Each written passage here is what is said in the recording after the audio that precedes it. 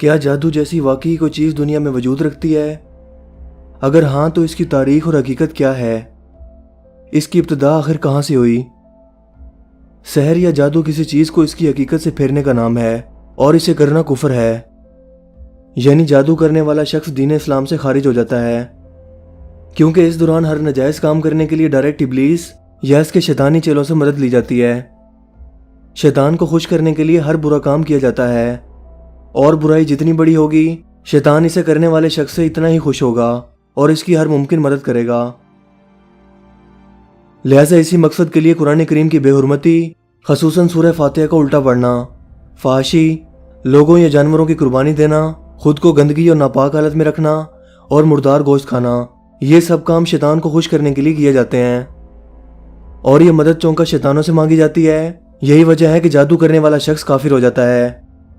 اس کے علاوہ شیطان جنات کو قابو کر کے بھی یہ جادو کیا جاتا ہے۔ دوستو، جادو ایک حقیقت ہے جس کا انکار نہیں کیا جا سکتا۔ اس کی تاریخ اتنی ہی پرانی ہے جتنی انسان کی اس دنیا پر موجودگی۔ جزیرہ عرب، ایران اور ہند میں کئی قومیں اس کفر کی وجہ سے صفحہ ہستی سے مٹ گئیں، کیونکہ وہ کفر کرتی تھیں اور اللہ کے سوا مدد کے لیے شیطان کو پکارتی تھیں۔ مگر آج بھی یہ جادو وجود رکھتا ہے اور اسے مختلف طریقوں سے لوگوں کی زندگیوں میں شامل کر دیا گیا ہے، جسے لوگ فیشن سمجھ کر سیکھتے ہیں یا اپنی مشکلات کے لیے اللہ کو چھوڑ کر جادوگروں کے پاس جاتے ہیں تاکہ وہ شیطانوں سے مدد لے کر ان کے کام کریں، اور یوں وہ جانے انجانے میں دائرہ اسلام سے خارج ہو جاتے ہیں۔ عربی میں ہر نظر نہ آنے والی چیز کو جن کہا جاتا ہے، بالکل اسی طرح سے نظر نہ آنے والی بہشت کو جنت کہا جاتا ہے۔ امام رازی رحمۃ اللہ علیہ فرماتے ہیں کہ جادو کی کئی اقسام ہیں۔ ایک قسم ایسی ہے جس میں ستاروں کی پوجا کی جاتی ہے، علم نجوم پر یقین رکھ کر، یعنی ستاروں کے علم پر پیشن گوئیاں اور مستقبل کا حال بتایا جاتا ہے۔ یہ یقین رکھا جاتا ہے کہ ستارے خیر و شر کے مالک ہیں۔ یہ یقین انہیں شیطان نے دلوایا تاکہ وہ اللہ کی ذات کو چھوڑ کر ستاروں سے مدد مانگیں۔ ایسا کرنے پر شیطان ان سے خوش ہوگا اور ان کی ہر ممکن مدد کرے گا، بلکہ در حقیقت ستارے نہیں بلکہ اس وقت شیطان ان کی مدد کرتے ہیں۔ شیطان کا مقصد دراصل اس عمل کے ذریعے لوگوں کو کفر میں مبتلا کرنا ہے اور اللہ کی ذات کے سوا ایسی چیزوں سے مدد مانگنے کے لیے انسان کو گمراہ کرنا ہے جو خود اللہ کی مرضی کی محتاج ہیں، یعنی کہ ستارے اور سیارے اور بے جان چیزیں یعنی بت وغیرہ۔ جیسے کہ شیطان کافروں کے بنائے گئے بتوں سے خود جواب دیتا تاکہ لوگ انہیں زندہ سمجھیں اور انہیں اپنا خدا سمجھ کر ان کی عبادت کریں۔ بالکل اسی طرح سے شیطان بنی اسرائیل کے لوگوں کے پاس سامری کی شکل میں آیا اور ان کو ایک بے جان بچڑے کی عبادت پر لگا دیا۔ شیطان خود اس سونے کے بچڑے میں سے جواب دیتا اور لوگوں کی مدد کرتا تاکہ لوگ اسے خدا سمجھیں۔ قدیم دمشق کے لوگ ستاروں کے پجاری تھے۔ انہوں نے شہروں کے ساتوں دروازوں پر ستاروں کی شکلیں بنا رکھی تھیں جن کی وہ پوجا کرتے۔ عراق کے شہر بابل کے لوگ بھی ستاروں کی پوجا کرتے تھے اور ان پر دو فرشتوں ہاروت و ماروت کو جادو سکھانے کے لیے بھیجا گیا تھا تاکہ وہ ان کی آزمائش کریں، جس کا ذکر ہم ویڈیو میں آگے کریں گے۔ جادو کی دوسری قسم اوہان کہلاتی ہے، جس میں انسانی دماغ کو کنٹرول کر کے وہم میں مبتلا کر دیا جاتا ہے۔ اس جادو کا شکار شخص یہ سوچتا ہے کہ اس نے وہ کام کر لیا، حالانکہ اس نے وہ کام نہیں کیا ہوتا۔ اس کے علاوہ وہ ہر چیز کے وہم میں مبتلا رہتا ہے۔ تیسری جادوئی قسم میں شیطانی جنات کو قابو کر کے ان سے ہر ناجائز کام کروایا جاتا ہے، جو کہ جادو کی سب سے عام قسم ہے۔ چوتھی قسم شودہ بازی کہلاتی ہے، جس میں انسانی نظروں کو دھوکہ دے کر سامنے والے شخص کو وہ دکھایا جاتا ہے جو در حقیقت موجود نہیں ہوتا۔ اور آخری قسم ہے جدید ٹیکنالوجی، جو سننے میں یقیناً حیران کن لگتا ہے کہ جدید ٹیکنالوجی بھلا جادو کی ایک قسم کیسے ہو سکتی ہے۔ مگر آج ہم ہارپ، اڑن تشتری اور پروجیکٹ بلو بیم جیسی ٹیکنالوجی پر غور کریں تو یہ بات سمجھ میں آتی ہے کہ ان کے ذریعے کسی بھی شخص کو دھوکہ دے کر حقیقت سے دور رکھ کر وہ دکھایا جا سکتا ہے جو دراصل وجود نہیں رکھتا۔ اور یہی تو ہے جادو کا اصل مطلب، یعنی دماغ کو کنٹرول کر کے ایسی چیزوں کو دکھانا جو دراصل وجود نہ رکھتی ہوں، جسے دجال اپنے لیے آخری وقتوں میں استعمال کرے گا۔ مگر سوال یہ ہے کہ آخر اس جادو کی ابتدا کہاں سے ہوئی، اس کا تاریخی پس منظر کیا ہے؟ دوستو، جادو کا تعلق چونکہ شیاطین سے مدد مانگنے سے متعلق ہے، لہٰذا ہمیں سب سے پہلے شیاطین اور ابلیس کی زمین پر موجودگی کی تاریخ کو جاننا ہوگا۔ عجائب القصص میں بیان ہے کہ اللہ تعالیٰ نے جب تخلیق کا ارادہ فرمایا تو ایک بہت بڑی آگ کو جلایا جس کے شعلوں کی اونچائی کی کوئی حد نہ تھی۔ پھر اس آگ کے نور سے فرشتوں کو پیدا فرمایا جبکہ اوپر اٹھتے شعلوں سے جنات کو پیدا کیا۔ یہ اس کائنات کی تخلیق کا پہلا مرحلہ تھا۔ سب سے پہلا جن جو پیدا ہوا اس کا نام مارج تھا۔ اس کے بعد اس کی بیوی مرجا کو پیدا کیا گیا۔ مارج جنوں کے باپ ہیں، جن سے آگے 70,000 لڑکے لڑکیاں یعنی اولاد پیدا ہوئی۔ اللہ نے انہیں گروہوں، خاندانوں اور قبیلوں کی شکل میں زمین اور آسمان پر آباد کر دیا۔ جو جنات زمین پر اترے ان میں سے زیادہ تر مشرک اور نافرمان ہو گئے۔ انہوں نے زمین پر قتل و غارت اور فساد شروع کر دیا، جبکہ کچھ جنات اللہ تعالیٰ کے اطاعت گزار اور فرما بردار ہی رہے۔ انہی نیک اور فرما بردار جنات میں سے ایک جن کا نام عزازیل تھا، جسے آج ہم شیطان یا ابلیس کے نام سے بھی جانتے ہیں۔ اس نے جنات کے ایک قبیلے بنو الہان کی ایک لڑکی سے شادی کی، جس سے اس کے ہزاروں بیٹے بیٹیاں پیدا ہوئیں۔ بنو الہان جنات کا ایک انتہائی معزز قبیلہ تھا، جن سے متعدد جن پیغمبر ان شیطان جنوں کی ہدایت کے لیے زمین پر آئے۔ عزازیل ہر وقت اللہ کی عبادت میں مشغول رہتا اور اس کے سجدوں میں پڑا رہتا۔ اس نے مسلسل 1000 سال اللہ تعالیٰ کی عبادت اور فرما برداری میں گزار دیے، یہاں تک کہ اللہ تعالیٰ نے اس کے درجات بلند کر دیے اور اسے پہلے آسمان پر بلا لیا۔ پھر اسی طرح مزید 1000 سال عبادت کرنے کے بعد دوسرے، اور یوں کرتے کرتے اسے ٹوٹل 7000 سال کی عبادت کے بعد 7ویں آسمان پر بلا لیا گیا، جہاں اسے قرب الہی نصیب ہوا۔ وہ فرشتوں کے درمیان موجود رہتا اور اتنا بڑا عالم تھا کہ فرشتوں کو علم سکھایا کرتا تھا۔ جس وقت زمین پر شیطان جنوں کی بھرمار ہو گئی اور وہ زمین پر فساد پھیلانے لگے، تو اللہ تعالیٰ نے ان کی ہدایت کے لیے جن پیغمبروں کو بھیجا۔ پہلے جن پیغمبر کا نام حضرت عامر بن عمیر الہان تھا، جنہیں جنات نے جھٹلا کر شہید کر دیا۔ ان کے بعد دوسرے پیغمبر حضرت سائق بن مالک بن الہان ان کی ہدایت کے لیے آئے، مگر انہیں بھی قتل کر دیا گیا۔ یوں 800 جن پیغمبروں کو ان شیطانی جنات نے قتل کر دیا۔ آخرکار اللہ تعالیٰ نے ان پر عذاب لانے کا فیصلہ کیا، جس کے بعد شیطانی جنوں کی ایک بڑی تعداد کا زمین سے خاتمہ ہو گیا، مگر انہوں نے اس سے بھی سبق نہ سیکھا اور پھر کچھ عرصہ بعد وہی نافرمانیاں اور قتل و غارت شروع کر دیا۔ لہٰذا اس بار عزازیل کو فرشتوں کی فوج کے ساتھ زمین پر بھیجا گیا، جنہوں نے ان شیطان جنات سے جنگ کی اور ان کی ایک بڑی تعداد کو قتل کر دیا۔ جو بچ گئے انہوں نے اللہ کی اطاعت قبول کر لی۔ اس وقت اللہ تعالیٰ نے حضرت آدم علیہ السلام کی پیدائش کا ارادہ فرمایا اور فرشتوں سے کہا کہ میں زمین پر اپنا خلیفہ بنانے والا ہوں۔ فرشتوں نے سوال کیا کہ اے اللہ، کیا تو پھر سے ایسی مخلوق کو پیدا کرنے والا ہے جس نے اس سے پہلے کی مخلوق کی طرح زمین پر قتل و غارت اور فساد پھیلایا؟ اللہ تعالیٰ نے فرمایا کہ میں وہ باتیں جانتا ہوں جو تم نہیں جانتے، جس کا ذکر قرآن کریم کی سورہ بقرہ میں آیت 30 میں موجود ہے۔ حضرت آدم علیہ السلام کی تخلیق کے بعد جب عزازیل نے اللہ کے حکم پر بھی انہیں سجدہ کرنے سے انکار کیا، تو اسے بارگاہ الہی سے اپنے تکبر کی بنا پر ذلیل اور رسوا کر کے نکال دیا گیا اور اسے شیطان کا نام دیا گیا۔ بعض روایت میں ہے کہ شیطان کو اپنے 9 بیٹوں کے ساتھ زمین پر پھینک دیا گیا، جو اس کے حکم کے مطابق لوگوں کو گمراہی اور شر میں مبتلا کرتے رہتے ہیں۔ جب زمین پر موجود شیطان جنات نے اپنے درمیان سب سے بڑے بزرگ اور علم والے جن یعنی شیطان کو پایا، تو اس کے ارد گرد جمع ہو گئے اور اس کی اطاعت گزاری کرنے لگے، جبکہ نیک جنات اللہ تعالیٰ کی فرما برداری ہی کرتے رہے۔ شیطان کا مقصد ہی چونکہ انسانیت کو گمراہ کرنا ہے، لہٰذا اس نے حضرت آدم علیہ السلام کے نافرمان اور کافر بیٹے قابیل کی نسل کو شیطانی جنات قابو کر کے ان کے ذریعے غائب کا حال جاننے، لوگوں کی فصلوں اور مویشیوں کو نقصان پہنچانے، بیماریاں پھیلانے، نفسیاتی خواہشات پھیلانے اور جنگیں کروانے کے طریقے سکھائے۔ یہ جادوگر لوگ جنات کو قبضے میں کرتے اور ان سے ہر غلط اور برا کام کرواتے، معاشرے میں شر اور فساد پھیلاتے اور انبیاء کرام کے خلاف بغاوت بھی کرتے۔ مرنے سے پہلے یہ جادوگر اپنی اولاد میں ان شیطان جنات کو تقسیم کر جاتے، جو ان سے ہر طرح کے کام لیتے۔ اس طرح جادو اور کفر کا یہ سلسلہ ہزاروں سالوں تک چلتا رہا اور کئی قوموں نے اس میں عروج کمال حاصل کر لیا۔ حضرت ابراہیم علیہ السلام نے اپنی مشرک قوم کو جو ستاروں کو پوجتی اور اس کے ذریعے جادو کرتی تھی، انہیں ایسا کرنے سے روکا اور ان کی ہدایت اور رہنمائی کے لیے کوششیں کی، مگر وہ باز نہ آئے۔ حضرت ابراہیم علیہ السلام کی نسل سے حضرت اسحاق علیہ السلام پیدا ہوئے اور ان کے بعد حضرت یعقوب علیہ السلام دنیا میں تشریف لائے، جو اللہ کے ایک عظیم پیغمبر تھے۔ آپ کا لقب اسرائیل تھا اور آپ ہی کی نسل کو بنی اسرائیل کہا جاتا ہے، جو موجودہ فلسطین میں آباد تھی۔ حضرت یعقوب علیہ السلام کے بیٹے حضرت یوسف علیہ السلام تھے، جو اللہ کے پیغمبر تھے۔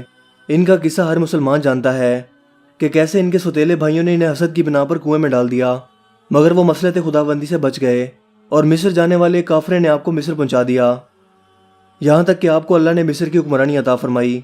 لہٰذا آپ نے اپنے تمام رشتہ داروں یعنی بنی اسرائیل کو مصر بلا لیا۔ یہ لوگ مصر آ کر آباد ہو گئے۔ اس وقت تک بنی اسرائیل قوم جادو یا سفلی علم جیسی کسی چیز سے واقف نہ تھی۔ مصر ان دنوں جادو میں عروج کمال پر تھا۔ یہاں لوگ جادو کے ذریعے ہر ناممکن کام سر انجام دیا کرتے تھے۔ مثال کے طور پر سامری نامی جادوگر، جس کا ذکر قرآن کریم میں بھی موجود ہے، اور وہ موسیٰ علیہ السلام کے مقابلے کے لیے ان کے سامنے آیا تھا۔ جب فرعون مصر نے بنی اسرائیل پر ظلم و ستم کی انتہا کر دی اور انہیں ذلیل زندگی گزارنے پر مجبور کر دیا، تب اللہ تعالیٰ نے موسیٰ علیہ السلام کو حکم دیا کہ وہ اپنی قوم بنی اسرائیل کو لے کر دوبارہ فلسطین کی طرف ہجرت کر جائیں۔ لہٰذا حضرت موسیٰ علیہ السلام اللہ کے حکم پر اپنی قوم کو نجات دلوا کر مصر سے نکل گئے اور دوبارہ فلسطین آ کر آباد ہو گئے۔ اس دوران بنی اسرائیل قوم مصر میں رہتے ہوئے غرور و تکبر، ماہر جادوگروں کا علم اور جادو کی کئی قسمیں سیکھ چکی تھی۔ اس نے اس جادو میں مصر کے جادوگروں سے بھی زیادہ مہارت حاصل کر لی تھی۔ فلسطین واپس آ کر بنی اسرائیل قوم سرکش اور نافرمان ہو گئی اور جادو اور شیطانی عملیات کے ذریعے اپنے مخالفین کو نقصان پہنچانا شروع کر دیا، یہاں تک کہ ان کے بعد حضرت داؤد علیہ السلام کے بیٹے یعنی حضرت سلیمان علیہ السلام کا دور آیا، جو اللہ کے ایک جلیل القدر پیغمبر تھے۔ اللہ نے آپ کو عظیم الشان سلطنت کے علاوہ جنات پر حکمرانی بھی عطا فرمائی تھی۔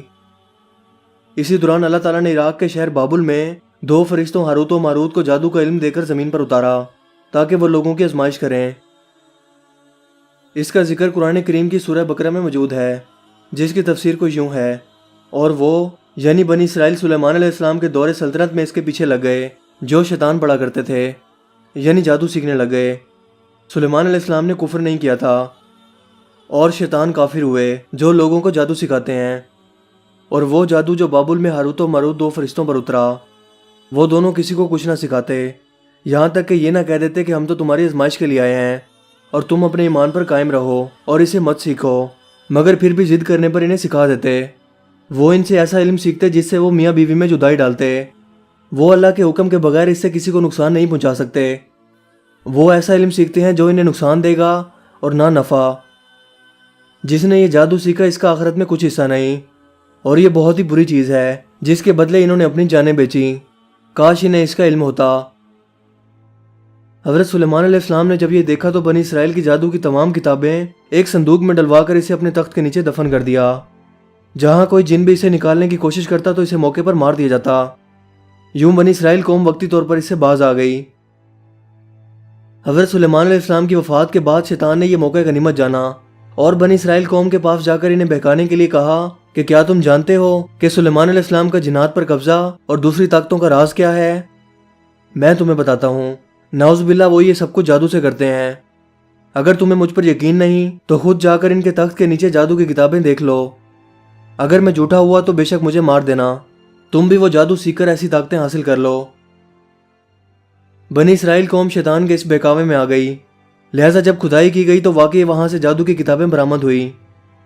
لہٰذا بنی اسرائیل قوم نے جادو کو روحانیت اور دینی علم سمجھ کر سیکھنا شروع کر دیا، اور ہاروت و ماروت سے بھی جادو کا علم سیکھنے کے لیے روانہ ہوئے۔ ہاروت و ماروت پہلے انہیں ڈراتے کہ یہ جادو سیکھنا کفر ہے اور ہم تمہاری آزمائش کے لیے آئے ہیں، مگر ضد کرنے پر وہ سکھا دیتے۔ بنی اسرائیل قوم نے جادو کی کتابوں کو ہیکل سلیمانی میں مقدس کتابوں کا درجہ دے کر رکھ دیا، لہٰذا اس قوم پر اللہ کا عذاب نازل ہوا اور ہیکل سلیمانی پر 2 مرتبہ حملہ ہوا۔ پہلا حملہ بخت نصر اور دوسرا حملہ ٹائٹس نامی بادشاہ نے کیا۔ اس دوران اس نے ہیکل سلیمانی کو مکمل طور پر تباہ کر کے رکھ دیا۔ یہاں موجود 1.5 لاکھ یہودیوں یعنی بنی اسرائیل کو بھی قتل کر دیا۔ یوں بنی اسرائیل قوم پورے عرض پر ہجرت کر کے پھیل گئی۔ ہیکل سلیمانی پر حملے کے دوران جادو کی سب کتابیں ہیکل کے ملبے تلے ہی دب کر رہ گئیں۔ 1118 عیسوی میں انہی بچے کچے یہودیوں نے یروشلم میں ایک جنگجو تنظیم نائٹ ٹیمپلرز کی بنیاد رکھی۔ اس تنظیم کا مقصد بظاہر عیسائی مسافروں کو دوران سفر تحفظ فراہم کرنا تھا، مگر در حقیقت ان کا مقصد ہیکل سلیمانی کے ملبے تلے موجود ان جادوئی کتابوں کو تلاش کرنا تھا جن کے کبھی یہ طالب علم رہے تھے۔ اس کا پتہ اس وقت چلا جب 1860 میں برطانوی فوج کے 2 انجینئرز نے حرم شریف کے نیچے سروے کی غرض سے کھدائی کی تو وہاں انہیں سرنگوں کا ایک جال نظر آیا جو انہی نائٹ ٹیمپلرز یہودیوں نے کھودی تھیں تاکہ ہیکل کے کھنڈرات سے وہ نایاب جادو کتابیں ڈھونڈ سکیں جنہیں وہ حاصل کرنے میں کامیاب ہو گئے۔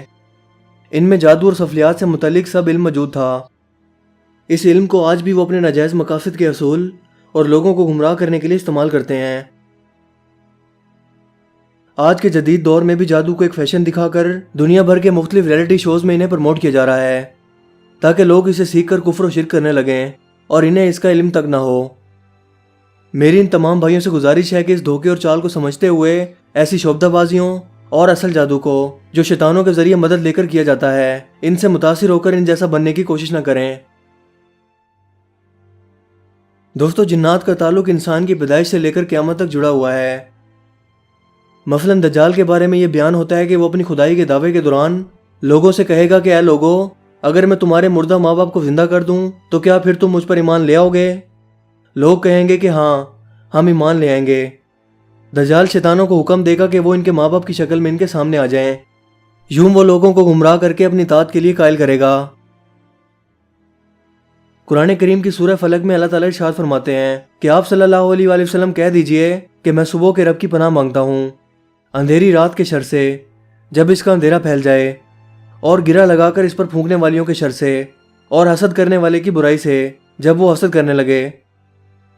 اس آیت مبارکہ میں جادو کرنے والیوں یعنی گرہ لگا کر پھونکنے والی عورتوں کا ذکر کیا گیا ہے۔ دوستو، جادو کی اہمیت اور وجود سے انکار اس لیے بھی ممکن نہیں کیونکہ یہ خود آپ صلی اللہ علیہ وآلہ وسلم کی بابرکت ذات پر بھی ہو گیا تھا۔ یہودیوں نے لبید بن عاصم نامی شخص کے ذریعے آپ صلی اللہ علیہ وآلہ وسلم پر جادو کروایا۔ اس بدبخت نے آپ صلی اللہ علیہ وآلہ وسلم کے چند بال ایک چھوٹی لڑکی سے منگوائے اور جادو کر کے انہیں ایک کنویں میں رکھ دیا۔ اس کا مقصد آپ صلی اللہ علیہ وآلہ وسلم کو امہات المومنین کے پاس جانے سے روکنا تھا۔ حضرت عائشہ فرماتی ہیں کہ آپ صلی اللہ علیہ وآلہ وسلم کو محسوس ہوتا کہ شاید میں نے یہ کام کر لیا ہے، مگر در حقیقت آپ نے نہیں کیا ہوتا تھا۔ جبرائیل علیہ السلام نے آ کر آپ کو تمام حقیقت سے آگاہ کیا کہ یہ جادو کس نے اور کیوں کروایا، اور یہ جادو کی چیزیں کہاں موجود ہیں۔ یہ جادو آپ صلی اللہ علیہ وآلہ وسلم پر کنگھی، بالوں اور کھجور کے خوشوں پر کیا گیا تھا۔ لہٰذا آپ صلی اللہ علیہ وآلہ وسلم اس کنویں پر گئے اور ان چیزوں کو نکال کر واپس آئے۔ اس کنویں کا پانی سرخ ہو چکا تھا، جبکہ کھجوروں کے سر شیطانوں کے سر جیسے ہو چکے تھے۔ دوستو، الحمدللہ ہم سب مسلمان ہیں اور اللہ تعالیٰ نے ہماری ہدایت و رہنمائی کے لیے قرآن کریم جیسی کتاب نازل کی ہے، جس میں دنیا و کائنات سے متعلق انسان کی رہنمائی کے لیے ہر طرح کا علم موجود ہے۔ ضرورت ہے تو صرف ہمیں سمجھنے کی۔ ہر طرح کے جادو کا توڑ قرآن کریم کی 3 صورتوں میں موجود ہے، پھر چاہے وہ عام جادو ہو یا کوئی کالا جادو۔ ان کا علاج قرآن کریم کی 3 صورتوں یعنی سورہ فلق، سورہ ناس اور سورہ اخلاص کو صبح و شام 3 مرتبہ پڑھ کر دم کرنے سے کیا جا سکتا ہے، جس سے ہر طرح کی آفات و بلیات، شیطانی طاقتیں اور جنات انسان سے دور بھاگ جاتے ہیں۔ لہٰذا کسی طرح کے جادو کا کوئی اثر نہیں ہوتا، پھر چاہے وہ کتنا ہی طاقتور کیوں نہ ہو۔ اللہ تعالیٰ ہمیں سمجھنے کی توفیق عطا فرمائے اور جادو جیسی لعنت کے شر سے محفوظ رکھے۔ مجھے امید ہے کہ آج کی یہ ویڈیو آپ کے لیے کافی انفارمیٹیو ہوگی اور آپ کو پسند آئی ہوگی۔ اگر ویڈیو آپ کو اچھا لگا ہو تو اس ویڈیو کو لائک کیجئے اور دوستوں کے ساتھ بھی اس انفارمیشن کو ضرور شیئر کیجئے۔ مزید اس طرح کی ویڈیوز کے لیے آپ ہمارے چینل کو ضرور سبسکرائب کیجئے۔ میرا نام ہے حسیب شفقت اور آپ دیکھ رہے ہیں ہنسی ٹی وی۔ میں ملوں گا آپ سے ایک نئی انٹرسٹنگ ویڈیو میں، تب تک کے لیے اپنا بہت سا خیال رکھیے گا۔ Thanks for watching this video. اللہ حافظ۔